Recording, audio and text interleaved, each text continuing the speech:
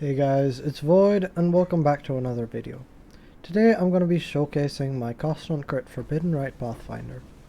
This build, albeit with a large amount of investment, is an absolute monster, and it sports a high amount of movement speed, clear, as well as survivability and damage. I want to note that although this build does not use a Headhunter or Mageblood, it still isn't cheap. And that being said, let's get into the build. Now originally I designed this build for 100% delirious mapping, and it has done so absolutely astoundingly. It's very comfortable for 100% delirious mapping, and I still haven't died while mapping on it. It's also proven to be incredibly potent at doing challenges, which was a very strange thing that I did not expect. I suppose that's kind of what you get when you're trying to build a package that can run some of the hardest content in the game.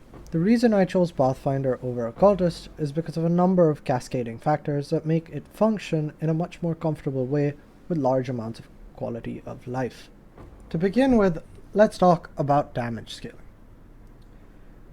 The most important and most fundamental part of any cost on crit build is of course our crit chance and our cooldown recovery rate.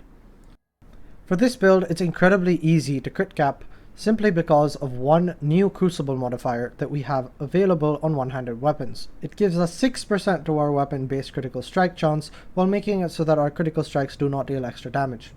While this is typically a massive downside for most critical strike builds, because we're scaling poison, this downside doesn't have any effect for us. In combination with a T2 critical strike roll on our weapon, this allows our weapon to have 16.35% base crit. Of course, this number can be higher due to a couple of other reasons. Having T1 crit chance instead of T2, you could also get 10% increased local crit chance on the first node of your Crucible tree. Because we have such a large amount of base critical strike chance, this makes scaling increased critical strike chance incredibly easy in terms of helping us reach crit cap. We can use a Diamond Flask. This Diamond Flask in combination with Pathfinder gives us a massive amount of critical strike chance, and is in fact most of the crit chance that we even need for this build at all. In addition to our Lethal Pride giving us increased critical strike chance on this node, as well as grabbing increased critical strike chance on these nodes, in combination with the increased crit on the quality of our Awakened cost on critical strike support, gives us enough critical strike chance to cap our crit. This is a far cry from typical cost on crit builds, which need to path around the tree to get a lot of power charges to cap their crit reliably. It is because of the fact that it is so easy to crit cap on this build that this build ends up being so powerful. Having such a big vacuum created by not requiring to scale this one mechanic as much makes it a lot easier to scale everything else we need. The next important thing is of course cooldown recovery. To hit the 10.1 attacks per second or costs per second breakpoint, we need 52% increased CDR. With a level 6 Awakened cost on crit support socketed in a +1 gem level chest, along with the +3 critical support gem mastery, we get 37% increased cooldown recovery rate from our Awakened cost on crit support. 12% on our belt gets us to 49, meaning you only need 3% additional CDR, which I am currently getting from my boots. A base jewels can also roll 3% CDR, which is all you require. However, this build is relatively socket starved, so that is not something I chose to do. Because we can crit cap so easily on our Cyclone attack, it makes critical strike multiplier and critical strike chance for our Forbidden Rite relatively hard to acquire. This is why we do not use Perfect Agony on this build in particular. Now, that being said, poison is still incredibly powerful for damage scaling, especially on Forbidden Rite. The main reason is that we have access to GMP. GMP typically comes with a 24% less projectile damage modifier, which lowers your damage significantly as the trade-off for gaining 4 additional projectiles. That being said, because we are poison based, this negative modifier does not apply, and this effectively takes us from 1 primary and 1 secondary projectile up to 5 primary and 1 secondary projectile. Because this GMP is effectively a 200% more damage multiplier for our main skill Forbidden Rite. While I was testing with self-poison, it turns out that it's actually not that easy to reliably get 6 hits with Forbidden Rite, which is why we need to hit the 11 radius breakpoint on Forbidden Rite through AoE scaling, but more on that later. Because we are also crit capping so easily, it allows us to make a much more compact tree. We don't need to go around the tree grabbing +1 power charges everywhere. Because we crit cap so easily, we can have a much more dense tree, allowing us to have a much larger concentration of powerful nodes. In addition to this, Poison Prolif is incredibly strong for clear, and in addition to this, Poison Prolif is incredibly powerful for clear. This, in addition with Asenath's Gentle Touch, gives us a very, very comfortable clearing experience. Basically, you hit one mob, it gets cursed, it explodes, it prolifts a poison, the explosion also applies a poison, and because the explosion hits, it cascades the temporal chains, which then cascades the explosion, which then cascades the poisons, so on and so forth. So killing one mob typically leads to the death of an entire pack. Nature's Reprisal, giving us a 25% chance to inflict Withered on hit, gives us around max Wither stacks in under a second. Finally, Poison has the massive benefit of being able to run both Despair and Temp Chains, thanks to us running Whispers of Doom, allowing us to apply an additional curse. Despair and Temp Chains are both incredibly potent damage modifiers for Poison. Because we auto-apply both of these curses, there's no additional buttons required either, which makes it much more comfortable to play. Now to move on to defense. TLDR of it is that all cold and lightning damage is converted to chaos and fire. Because Mahuxotl gives us 50% of elemental damage is converted to chaos thanks to Divine Flesh, and Tempered by War from our Lethal Pride of Rakiata gives us 50% of cold and lightning damage is taken as fire. Because these don't specify 50% of damage taken from hits, this also provides a large amount of tankiness against things like damage over time, which other sources of example Fizz taken as do not. Mahuxotl also gives us a battery-like mechanic for our energy shield. As you have probably noticed, my energy shield is constantly sitting at 0. All damage taken bypasses our energy shield. However, once our life is filled, all life leech applies to energy shield instead. Once we fill our energy shield, this is consumed to give us a buff that lasts for 4 seconds, increasing our maximum resistances by 5%. Because we have instant leech, this energy shield pool fills in about 2 seconds, meaning we have 100% uptime on the buff as long as we are in combat. Speaking of instant leech, we have overleech, as I mentioned, thanks to Mahuxotl. Instant leech is incredibly powerful as every single hit can leech instantly, and this node alone provides a stupid amount of recovery, about 2000 per second. Additionally, for recovery, we also have a large amount of life recoup, which is required for the build to be able to sustain casting Forbidden Rite at such a high frequency. We get this recoup with this one recoup wheel on Circle of Life, as well as 2 T1 recoup rolls on both of our rings. We also self-mitigate a large portion of the Forbidden Rite damage using a Progenesis, which again, thanks to Pathfinder, scales with our Flask effect. We also have a life gain on hit modifier on our Watcher's Eye that gives us 30 life gain on hit every time we hit an enemy.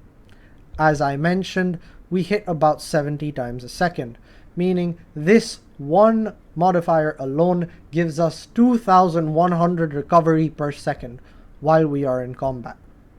This is an absolutely insane amount of recovery that only increases as the mob count on your screen increases, making it stupidly powerful for farming 100% Delirious.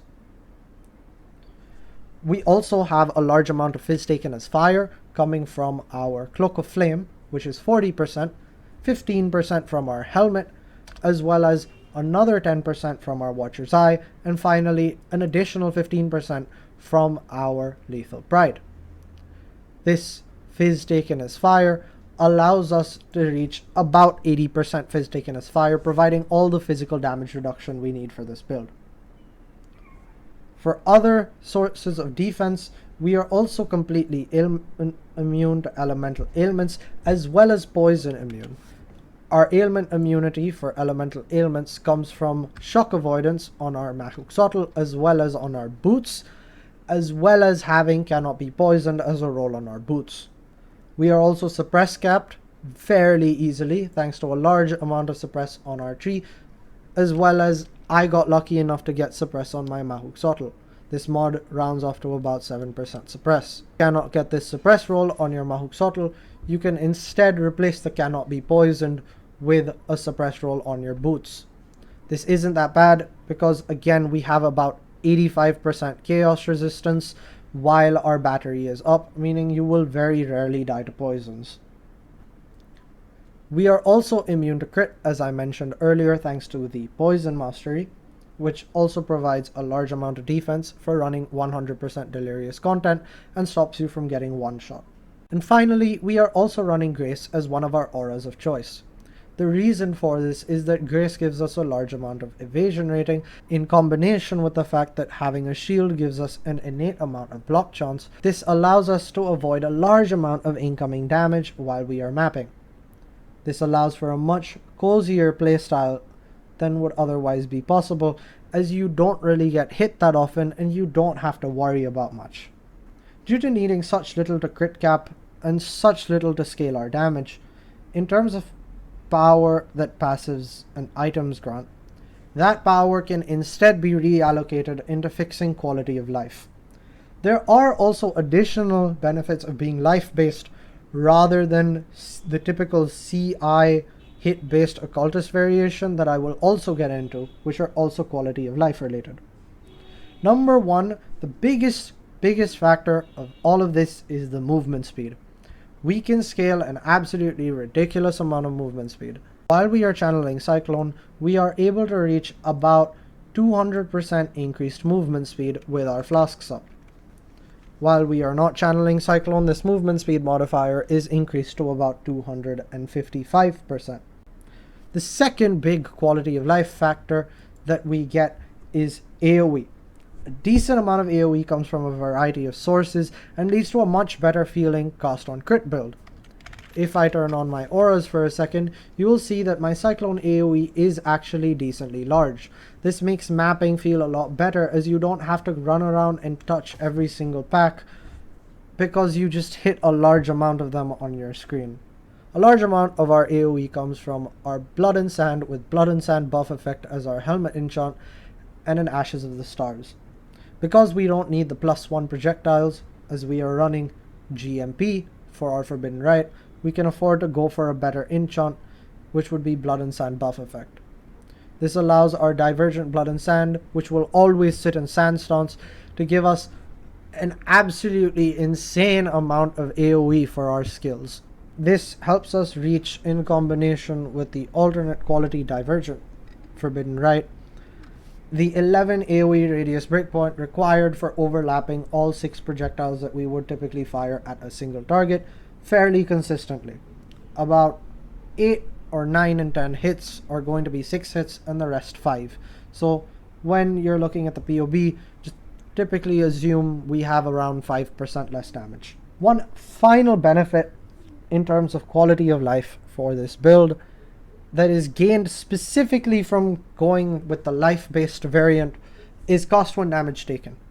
Because we are not immune to chaos damage, Forbidden Rite does a lot of self-damage, and Forbidden Rite counts as a hit, which allows us to proc cost 1 damage taken support.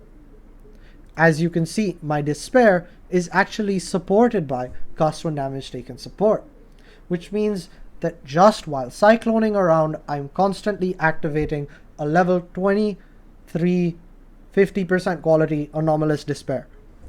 Because this is not attached to Blasphemy or Hex Touch, we don't have any sort of reduced curse effect modifier. Because it's also not on a ring or a glove implicit where we can afford to have a high level and a high amount of quality, making this a very, very large damage multiplier to the build that is just auto-triggered, that makes it feel a billion times better. In addition, we also have Withering Step attached to cost 1 damage taken. The reason for this is because Withering Step, for those of you who don't know, isn't removed if it's activated while you are channeling a skill.